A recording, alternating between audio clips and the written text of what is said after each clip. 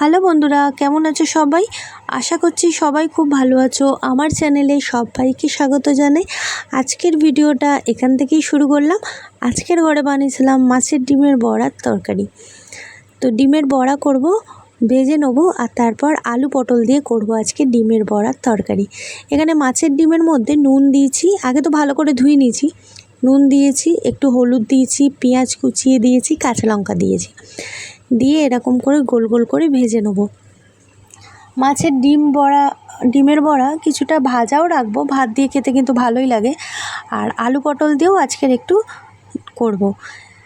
ফ্রিজে না পটলগুলো না শুকিয়ে যাচ্ছিলো, ভাবলাম শুধু আলু দিয়ে কেন করবো, কটা পটলও দিয়ে দিই, দেখি না কেমন হয়।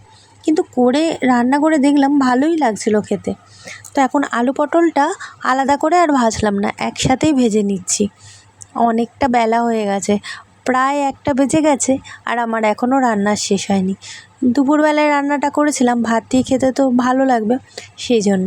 আচ্ছা, আলু পটলটা ভাজা হচ্ছে, একটু পেঁয়াজ কুচিয়ে নিয়েছিলাম, পেঁয়াজটাও দিয়ে দিলাম। একটু পেঁয়াজটা নরম হয়ে আসলে, একটু আলু পটলটা একটু ভাজা ভাজা হয়ে আসলে একটু দিয়ে দেবো টমেটো দিয়ে এখন একটু নাড়াচাড়া দিতে থাকবো। আলাদা করে ভাজলেও হতো পটল আলু, কিন্তু আর আলাদা করে আর ভাজিনি।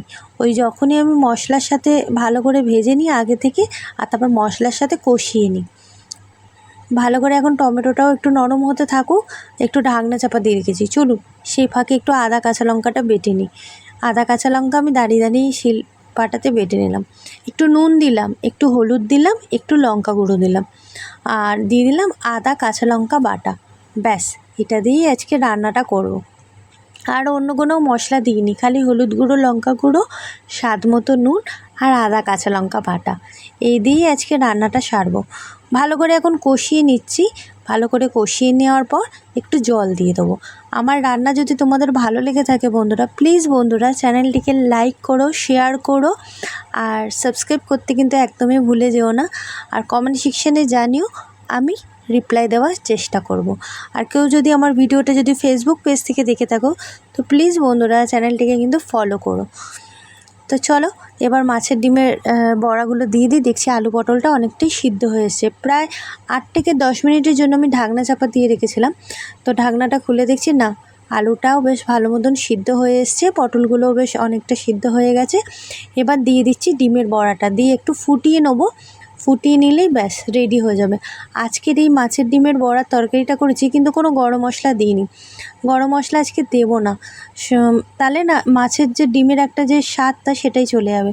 ওই জন্য গরম মশলা আজকে দেবো না। ধনেপাতা দিলে ভালো হতো, কিন্তু সেটা ছিল না, শেষ হয়ে গেছে। তো ঝোলটা বেশ ফুটছে। তো চলুন এবার নামিয়ে নিই। আজকের মতো ভিডিওটা আমি এখানেই শেষ করলাম। ভালো লাগলে লাইক করে